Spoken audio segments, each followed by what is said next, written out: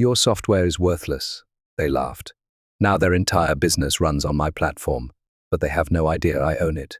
His face? Pure shock. I sat in my office on the 34th floor of Novacore Tower, the glass walls framing a perfect view of Seattle's waterfront, just as the sun broke through the fog. Below, the staff at Halverson Dynamics were filing into their high-tech headquarters, unaware that the software routing their security badges, emails, and project data all flowed through a platform built by the person they once humiliated. 5 years ago, in that very building, I was 25 years old, and the youngest systems engineer in Halverson's research division. "This is absurd," Charles Halverson scoffed, reclining in his carbon fiber executive chair while reviewing my pitch deck. "You're telling me this algorithm, written by someone fresh out of grad school, can cut our back-end processing time in half?" I stood tall, even as my hands trembled. "Yes, sir." The pilot reduced workflow redundancies by 81%. He didn't even let me finish. "Amara, I don't need to talk ideas. I need professionals who understand infrastructure at scale." My manager, Ethan Brooks, chimed in nervously. "She's been outperforming our senior architects in test simulations." "I thought you thought wrong," Halverson snapped, his voice sharp and final. "This company was built on precision, not dorm room theories. Miss Carter," he never bothered to learn my last name, "focus on your assigned duties, or there won't be any to return to." That day, I walked out humiliated. My laptop clutched like a lifeline. But the real blow came 2 weeks later. It was past 10 p.m. when a shared drive link blinked onto my screen. Someone had forgotten to revoke my executive access. Inside a folder labeled Innovation Pipeline, I found my entire proposal with Ethan Brooks' name on it. They had stolen it, but they misunderstood the architecture. What they deployed was a time bomb. I could have gone to HR or filed an ethics complaint, but I did something better. I left Halverson Dynamics the next morning and spent the next 3 years perfecting my platform. Investors laughed at first, until they didn't. Novacore Labs was born. We licensed the platform back to the industry, including Halverson. So now, every keystroke they make goes through me. The software they dismiss now runs their foundation. And I never had to raise my voice, only my standards. My resignation letter was short and respectful. I cited personal reasons, gave 2 weeks' notice, and left Halverson Dynamics with nothing but my code and the fire to prove every last one of them wrong. They never thought to ask what I'd patented, never imagined that the junior engineer they brushed off had already filed for intellectual property protection under her own name. The first 6 months were brutal. I moved into a cramped studio off Pike Street, living on instant noodles and caffeine, coding for 18-hour stretches. But Neuron X evolved fast. What started as a streamlined process optimizer transformed into an intelligent, adaptive enterprise system, a neural platform for business ecosystems, not just software, a digital nervous system for corporations. Then came the pitch that changed everything. At a private showcase for emerging tech, I met Lena Park, a venture capitalist with a reputation for spotting breakthrough innovation before anyone else. She didn't just skim my demo, she dove into it. "Walk me through the neural interface again," she said, eyes sharp. "How does it integrate with legacy platforms in real time?" We spoke for hours: data architecture, scaling protocols, deployment strategies. When we wrapped, she leaned back and grinned. "This is impressive. Why hasn't anyone launched something like this before?" I didn't hesitate. They tried. Halverson Dynamics launched a Mimic last year. It failed. She raised a brow. "Wait, that was you?" "No," I said. "That was their attempt to copy me without understanding how Neuron X really worked." She laughed, a knowing laugh. "That fiasco tanked their entire R&D department. Do you realize how many companies are now looking for exactly what you've built?" I did. I was counting on it. $5 million for 20% equity, she offered, and introductions to my entire tech portfolio. A week later, Novacore Labs was born. With Lena's backing, we moved fast. Her connections opened doors I never thought I'd walk through. Within 3 months, we signed our first major client, a regional bank desperate to modernize. Within 6, we had a waiting list of Fortune 100s. Neuron X worked flawlessly.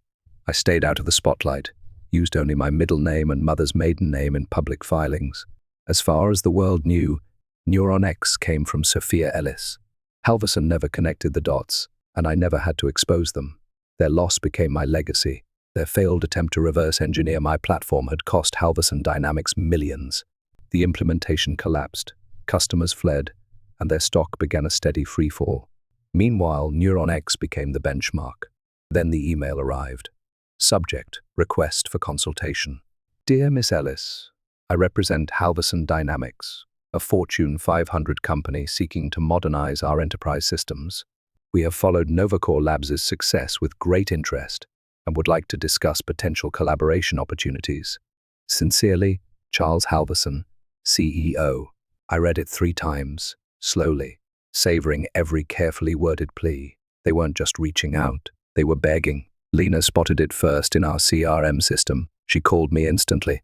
Tell me you're going to meet with them, she said, barely hiding her excitement. Oh, I will, I replied, staring out at the Halverson Tower from my penthouse office, but not right away. You're ruthless, she laughed.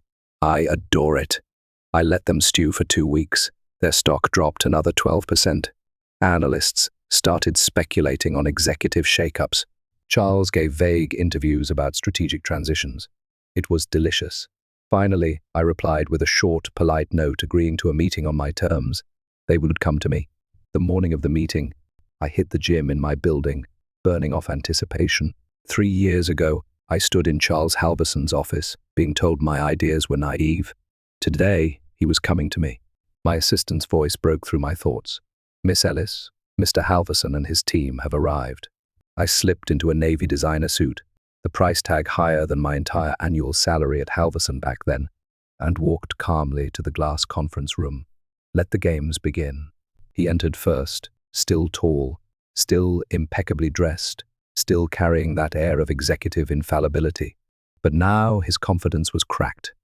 I saw it in his eyes. Miss Ellis, he said, extending his hand. Thank you for making time. Behind him, Ethan Brooks and 2 other faces I knew all too well. None of them flinched. Not one hint of recognition. Funny what 3 years, a new name, and undeniable success can do to your image. Please, I said, gesturing to the long table. I took my time settling in at the head. Let them wait. Let them wonder. Let's be direct, Halverson said, folding his hands. We need your help. Halverson Dynamics is looking to modernize our enterprise systems. NeuronX's track record speaks for itself. I raised an eyebrow. Does it? Tell me, Mr. Halverson, what exactly do you know about our system?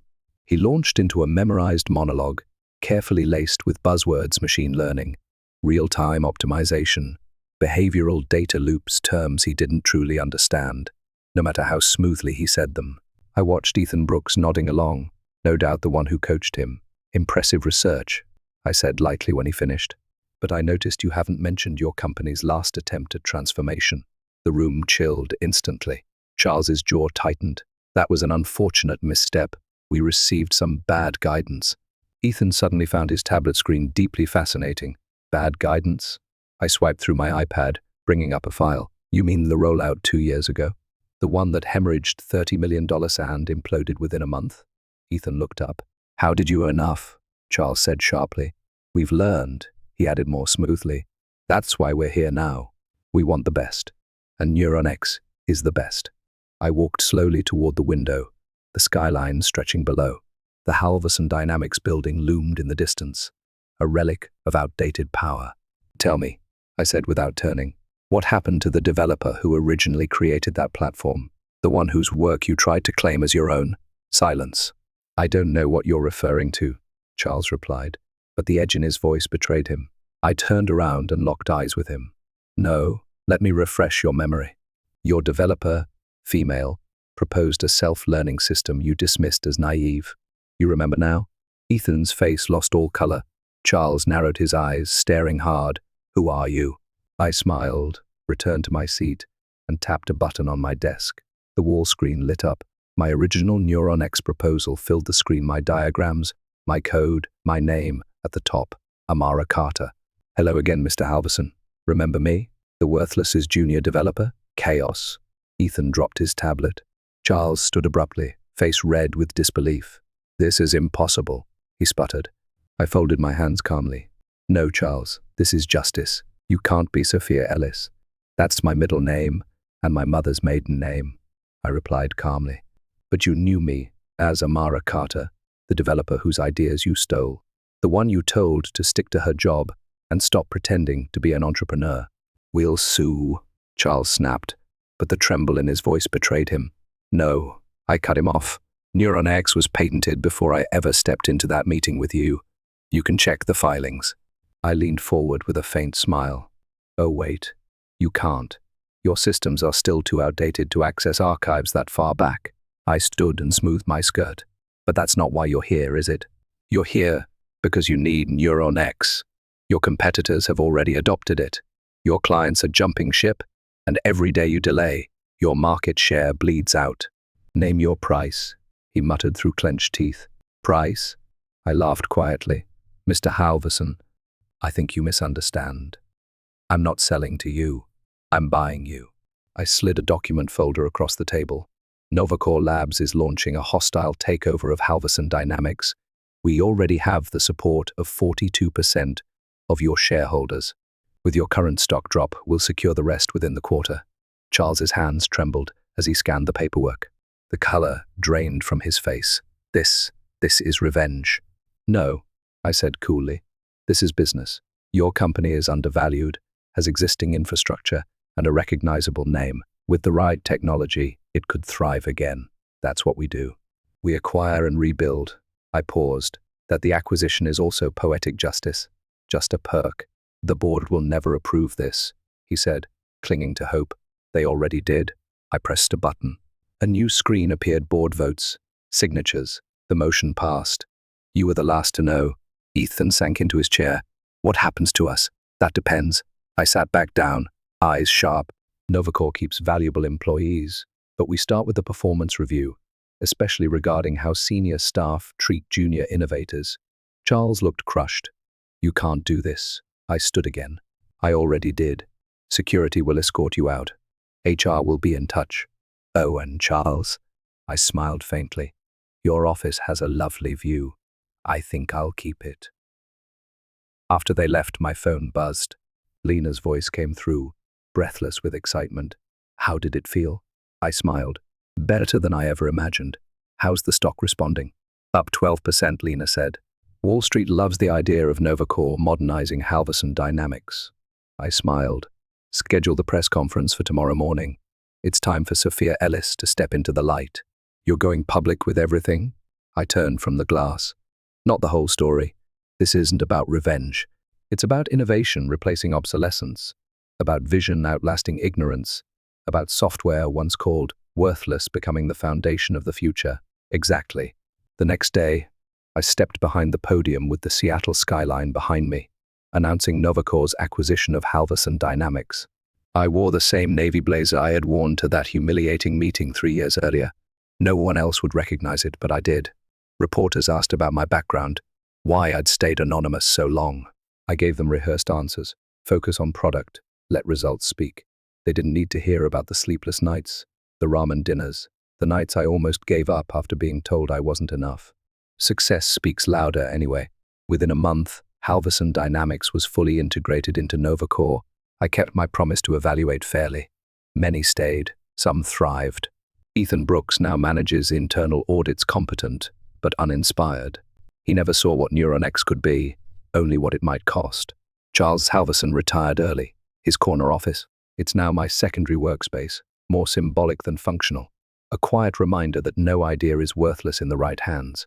Sometimes, during quiet nights, I open my old pitch deck, the one he called naive. The lines of code, the original system diagrams, they remind me that success isn't about proving them wrong. It's about proving myself right. The Halverson building still stands, but now it bears the Novacore Labs logo. Thousands of employees log in each morning, running their operations through a platform designed by a woman they once overlooked. And in the pocket of my old blazer, I keep a folded note, my resignation letter from 3 years ago.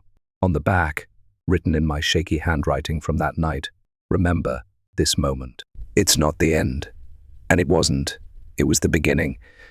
If you've stayed with me through this story, thank you, not just for listening, but for seeing me. I used to believe that silence was the price of survival, that playing small would earn me a seat at someone else's table. But I learned the hard way. You can't grow in places that bury your light. They called me naive, arrogant, and unqualified. But what they didn't know was that every late night, every failure, and every dismissal was forging the version of me who would one day sit at the head of that table and own it. If you've ever been underestimated, I want to hear from you. Drop a comment. Tell me about the time they told you you weren't enough and what you did next, or what you will do next. Because this isn't just my story, it's yours too. And if you're standing in that quiet place between doubt and breakthrough, here's my advice: don't wait for permission. Build, learn, file the patent, launch the idea. Back yourself when no one else will. You are not too young, too late, too soft, too much. You're right on time. Support stories like mine by hitting that subscribe button, because the world needs more narratives where underestimated voices rise and win. Share this with someone who needs that final push to trust their own potential. Let them know they're not alone. And if you're still wondering if your work is worth it, if your idea matters, if you're ever going to get your moment, remember this: I didn't see me coming either, but I showed up anyway. And so can you.